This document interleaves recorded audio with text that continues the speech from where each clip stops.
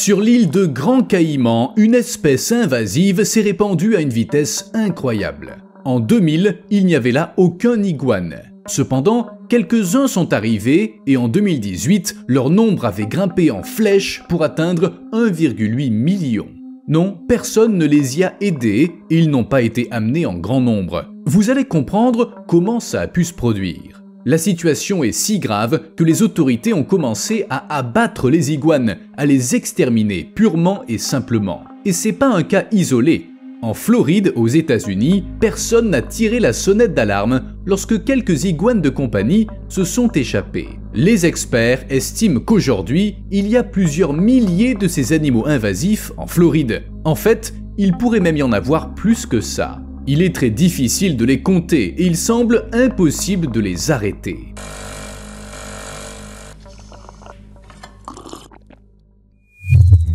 Lorsqu'une espèce invasive atteint un tel nombre, demander gentiment aux gens de s'en débarrasser est inutile. En parlant de gentillesse, c'est l'heure de vous rappeler de laisser un petit like. Mais si vous ne voulez pas, ne vous forcez pas.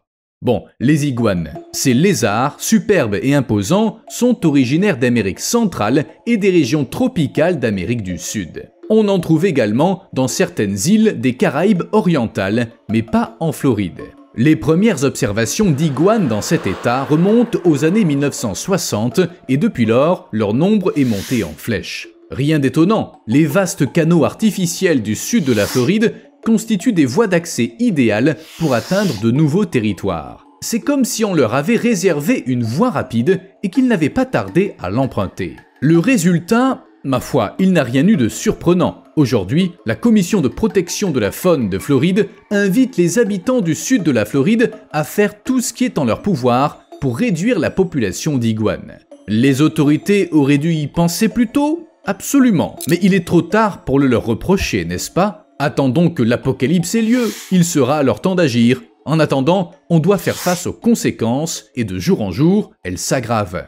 Notamment car chaque femelle peut pondre 70 œufs par an et que la population se rétablit rapidement après les tentatives d'abattage. Les iguanes prospèrent, pas n'importe où, mais dans une région où presque toutes les plantes et tous les animaux sont invasifs à leur manière. Mais oui, c'est bien la Floride, je vais vous expliquer ce que je veux dire. Aujourd'hui, les États-Unis sont en tête de la liste des pays abritant des espèces invasives. Nouvelle-Zélande et Australie sont également bien placés, mais les États-Unis ont une avance significative sur les deux grâce à ces territoires d'outre-mer. En 2016, les États-Unis, territoires d'outre-mer compris, abritaient 1071 espèces invasives. La France, arrivant en deuxième position, comptait 927 espèces. Selon une étude récente, d'ici 2022, plus de 6500 espèces invasives auront été recensées rien qu'aux États-Unis. Leur nombre augmente et à toute vitesse. Quand on connaît les problèmes que rencontrent les États-Unis avec les sangliers, on peut imaginer ce qui attend la population. Globalement, les dégâts causés par les espèces invasives et les dépenses engagées pour les gérer aux États-Unis sont estimés à 111,6 milliards d'euros par an. Ça comprend les problèmes causés par les plantes et les animaux. Il est amusant de constater que cet article ne mentionne pas les humains. Enfin, je suppose qu'on n'est que présumé coupable. Mais, si les États-Unis sont en première place en matière d'espèces invasives, la Floride pourrait être leur capitale. Oui, tout l'État. Vous voyez, la Floride est en tête du classement des espèces invasives, suivie de la Californie et de l'Illinois. La Floride compte plus de reptiles et d'amphibiens non indigènes que n'importe quelle région du globe, et un biologiste a estimé que 26% des espèces présentes dans l'État n'en sont pas originaires. La raison en est assez simple. Le climat subtropical chaud de la Floride et son taux d'humidité en font un lieu de vie idéal pour de nombreuses espèces. En outre, il s'agit d'un carrefour mondial du commerce d'animaux et de produits alimentaires. Des espèces de tous les continents y transitent et il est inévitable que certaines d'entre elles s'échappent. Elles s'y installent à demeure et elles deviennent des espèces invasives. J'exagère pas, il suffit que quelques animaux se faufilent hors de leur cage ou soient relâchés par des propriétaires négligents. Faire un minimum d'efforts suffirait à empêcher l'apparition de ces espèces invasives, mais les humains réagissent toujours trop tard. Et à chaque fois, on panique une fois que le mal est fait. En fait, la propagation des espèces invasives en Floride suit un schéma que des écologistes avaient déjà remarqué au XXe siècle. Dans un premier temps, l'annonce de la présence de quelques animaux exotiques amuse tout le monde. Vous savez, ces témoignages peu crédibles de gens qui disent avoir vu quelque chose d'inhabituel, comme un étrange lézard. Haha, tout le monde s'esclaffe et oublie l'histoire aussitôt. Et le temps que les biologistes tirent la sonnette d'alarme, il est trop tard pour arrêter les envahisseurs. L'espèce est devenue une résidente permanente de l'habitat local, causant parfois des dommages aux écosystèmes et aux biens, ou propageant des maladies, parfois les trois à la fois. Et le schéma se répète année après année avec toutes sortes d'espèces. C'est ainsi que la Floride a acquis sa réputation de capitale des espèces invasives. Cependant, en ce qui concerne les iguanes, certains arguments semblaient assez raisonnables. Lorsque ces reptiles ont commencé à apparaître dans l'État, personne ne s'est inquiété, car les iguanes ne supportent pas le froid. Ainsi, on pensait qu'ils mourraient en hiver et que les choses en resteraient là. Problème réglé. Mais on les avait sérieusement sous-estimés. Certes, les iguanes n'aiment pas le froid, car ils ont le sang froid, mais ça ne les a pas empêchés de se répandre dans tout le sud de l'État. En fait, les iguanes gelés sont plutôt amusants. Lorsque la température descend en dessous de 7 degrés Celsius, ils tombent dans un état cataleptique.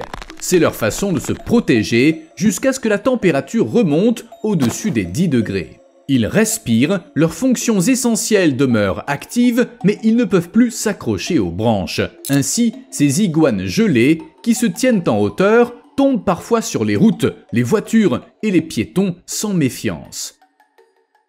Outre le fait qu'il n'est pas très agréable de recevoir un iguane sur la tête, l'invasion entraîne des problèmes pour les habitants et l'environnement. Habitants et gouvernements accusent les iguanes de détruire les jardins, d'endommager les canaux et de faire fuir les espèces indigènes. Ils causent également des dommages aux plantes dans les résidences et les parcs, ce qui n'est pas du goût des propriétaires. De plus, les iguanes creusent des trous pour pondre leurs œufs et leurs terriers endommagent trottoirs, fondations, barrages et berges. Ces créatures laissent également leurs excréments sur les quais, les bateaux amarrés, les patios, les terrasses et même dans les piscines. Une bien mauvaise surprise. Dans le parc de Bahia Honda, un iguane est accusé d'avoir mangé une plante rare appelée canique grise, appréciée des rares papillons bleus de Miami. Ces papillons sont en danger critique d'extinction, au fait. Il en va de même pour certains escargots arboricoles. Ils sont menacés d'extinction et ils souffrent de la présence des iguanes. Ces lézards les dévorent, bien qu'ils soient principalement herbivores. Comme les autres reptiles, les iguanes peuvent transmettre des bactéries salmonelles à l'homme par contact avec de l'eau ou des surfaces contaminées par leurs excréments. Une contamination peut se produire n'importe où, ce qui fait des iguanes de bien mauvais voisins. Imaginez maintenant que vous tombiez sur un animal potentiellement infectieux, non pas dans votre jardin, mais dans vos toilettes. C'est une chose qui est arrivée plus d'une fois. Cependant, les iguanes sont eux-mêmes victimes d'espèces invasives, mais bien au-delà des frontières de la Floride. Allons sur l'une des îles Galapagos. Il y a 2 siècles, l'iguane terrestre des Galapagos, un grand lézard de la famille des iguanes, habitait cet endroit. Cependant, l'espèce a complètement disparu. La dernière personne à avoir vu un de ces iguanes sur l'île Santiago d'Équateur est Charles Darwin en 1835. Lorsqu'une expédition californienne a débarqué en 1906, les iguanes avaient déjà disparu. Tout ça à cause d'espèces invasives introduites sur l'île par l'homme. Cochons sauvages, chats, chèvres et ânes ont causé d'immenses dégâts à l'écosystème, privant les iguanes de nourriture et finissant par les manger carrément. Pendant près de 2 siècles, on a cru que ces iguanes avaient disparu de l'île Santiago, mais récemment, on a entrepris de repeupler l'île. En 2019, 3000 individus y ont été réintroduits. Si les estimations des écologistes sont correctes, le retour de ces iguanes devrait avoir un impact positif sur l'écosystème. Sur cette même île, on trouve des iguanes marins tout aussi uniques, qui risquent fort de disparaître eux aussi à cause d'espèces invasives introduites par l'homme. Les chercheurs qualifient ce comportement de naïveté écologique, car les iguanes marins sont incapables de faire face aux espèces introduites. Par exemple, les premiers chiens ont été amenés aux Galapagos il y a plus de 100 ans, mais les iguanes marins ne peuvent toujours pas se défendre contre eux. Les chiens mangent les iguanes, un point c'est tout. Les prédateurs naturels de ces iguanes sont la buse des Galapagos, le hibou des marais, la mouette obscure, les hérons et le serpent coureur des Galapagos. Les iguanes marins ont appris à s'en accommoder. En cas de danger, ils se figent sur place pour éviter d'être repérés, notamment par les serpents aveugles. Mais face à des espèces invasives comme les porcs et les chats, ça ne suffit pas, ça rend les iguanes encore plus vulnérables. C'est comme faire un pas de plus vers l'extinction. Pendant que des efforts sont déployés pour sauver les iguanes des Galapagos, en Floride, on essaie de protéger les autres espèces contre les iguanes. Récemment, ils sont devenus tellement nuisibles qu'il est désormais recommandé de faire appel à des professionnels pour leur capture afin d'éviter que la situation ne s'aggrave. Différents experts proposent différentes stratégies. Par exemple, modifier leur habitat pour les dissuader de rester dans les parages. On peut aussi employer le harcèlement humain, enlever les plantes qui attirent les iguanes, boucher les trous, suspendre des carillons ou autres objets bruyants. Les iguanes n'aiment pas ça. Les surfaces brillantes leur font également peur, et s'ils s'entêtent, on conseille de les asperger d'eau. Bien entendu, il existe des mesures plus radicales. En tant que reptiles non indigènes, les iguanes verts ne sont pas protégés en Floride, sauf par les lois contre la cruauté animale, ce qui signifie qu'on peut les tuer avec l'autorisation du propriétaire des lieux. On peut même les capturer et les tuer toute l'année sans permis de chasse dans 32 lieux publics du sud de la Floride. Mais comme les iguanes sont relativement inoffensifs par rapport aux sangliers par exemple, certains chasseurs y répugnent. En fait, le seul crime des iguanes est de prospérer dans un écosystème qu'on a créé pour eux. Est-ce qu'un chasseur qui tue des iguanes contribue vraiment à restaurer l'environnement de la Floride? Ou ne fait-il qu'allonger la liste de ses victimes? Même les iguanes de compagnie sont désormais illégaux en Floride. Ils ont été ajoutés à la liste des espèces interdites en avril 2021. Depuis lors, il n'est plus permis d'en posséder, même si on le souhaite vraiment. Bien entendu, ceux qui possédaient déjà des iguanes au moment de l'adoption de la loi peuvent les garder, mais à condition de les équiper d'une balise. NBC6 South Florida, une chaîne de télé locale, a classé les iguanes parmi les 3 espèces invasives les plus effrayantes de Floride. La deuxième place est revenue au python birman, une espèce dont on a déjà parlé, et la troisième, au paon. Attendez, quoi? Pourquoi? D'abord, les paons ne sont pas originaires du sud de la Floride, ils viennent du Sri Lanka, d'autres régions d'Asie et même d'Afrique. Pourtant, ces oiseaux se déplacent librement dans certaines régions de Floride où ils sont assez courants. Ils font leur vie. En outre, depuis une vingtaine d'années, des efforts ont été déployés pour protéger les oiseaux contre l'abattage et le piégeage. Pourquoi? Les paons ne présentent aucun avantage concret. Les gens aiment simplement les beaux oiseaux. Ils ajoutent un peu de charme au lieu où vivent des humains. Il est facile de deviner la suite. Les paons ont commencé à se reproduire comme des fous. En se promenant dans le parc Wadeview à Orlando, on peut voir des paons partout, dans les arbres, sur les pelouses, sur les toits et même en traversant la rue. Le quartier leur appartient et ça ne se discute pas. Pendant des dizaines d'années, les habitants ont été impuissants face à cette invasion de paons. Au début, ça allait, leur nombre était acceptable et tout le monde était content ou prenait sur soi. Mais en 10 ans, la population de paons a été multipliée par plus de 10. Dans certains quartiers, il y en a des centaines.